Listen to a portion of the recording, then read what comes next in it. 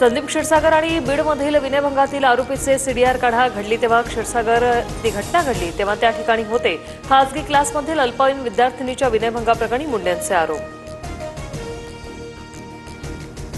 बीड अत्याचार प्रकरणी आरोपींवर कठोर कारवाई व्हावी. संपूर्ण प्रकरणात सीडीआर तपासणी झाली पाहिजे. अल्पवयीन विद्यार्थिनी विनयभंग प्रकरणी अंजली दमानिया यांची मागणी. शिवसेनेच्या राष्ट्रीय कार्यकारिणीची दुपारी बैठक. एकनाथ शिंदेंना पुन्हा मुख्य नेता म्हणून निवडलं जाणार.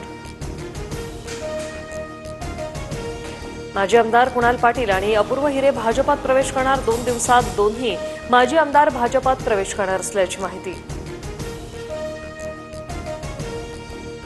1988 बॅचचे आयएएस अधिकारी राजेश कुमार महाराष्ट्राचे मुख्य सचिव असणार. राजेश कुमार दुपारी 4 वाजता पदभार स्वीकारणार. सोलापूरच्या करमाळा तालुक्यातून श्री संत बलभीम महाराज पालखीचं पंढरपूरकडे प्रस्थान. 100 वर्षांच्या परंपरेसह यंदा ही पालखी भक्तिमय वातावरणात पंढरीच्या दिशेने निघाली. सोलापुरात संत निवृत्तीनाथ महाराजांच्या पालखीचं आगमन. जेसीबीतून पुष्पवृष्टी करत पालखीचं स्वागत.